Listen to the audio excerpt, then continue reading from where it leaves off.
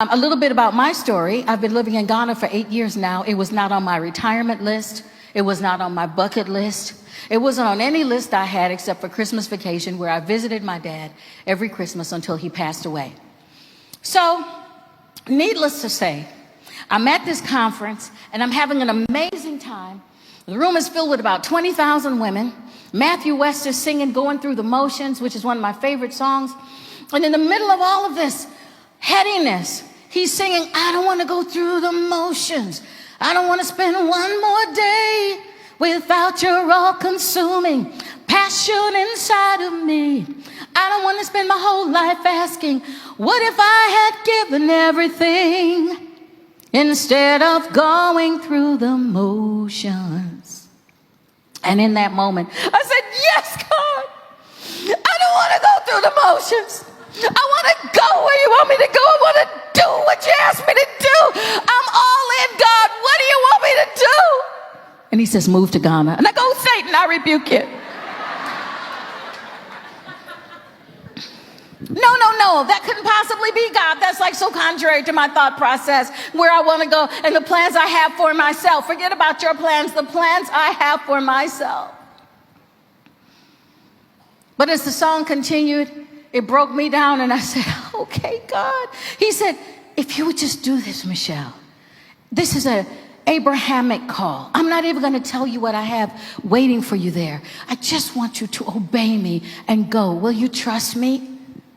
And in that moment I said, all right, God, I'll trust you. I'll go. But I need one more word of confirmation before I say okay. God will work with you. You know that? I got to work on Monday. My accountant walked up to me. She's always vibrating. Yes, Annie, what is it? Can we talk? Yes, Annie, what is it? You know what? This isn't working anymore. It's not sustainable. You know what I would do if I were you? I would move to Ghana, not do anything for a year, and find out what God wants to do with my life. Okay. And so within 3 weeks, I had everything that I ever owned packed on 2 containers, sailing across the ocean to Ghana. Me and my 3 dogs were on the plane. And the rest is history. I've been there for 8 years. My friends still have not gotten over it. They keep going, when are you going to get over this madness and come back? And I'm like, honey, I ain't moving till God says so. Now, you see, there's a difference between what God said and what he's saying. Because people ask me all the time, well, do you think you'll ever move back? And I say, I don't see it, but that doesn't rule it out. I mean, I've moved everything. I'm like, God, we really are not moving that furniture back across, are we? What are we doing?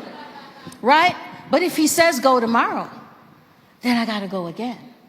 And sometimes we get so stuck on the first thing God said that when he shifts the directions in our life, we get confused. Some of us get paralyzed at that point and we refuse to move and we get left behind.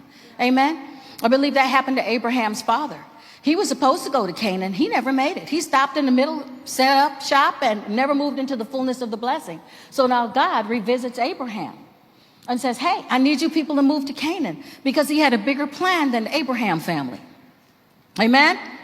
And so I'm open. I'm open to whatever God says. But right now, I don't see it. But that's why it's so critical for you to know the difference between what God said and what he is saying.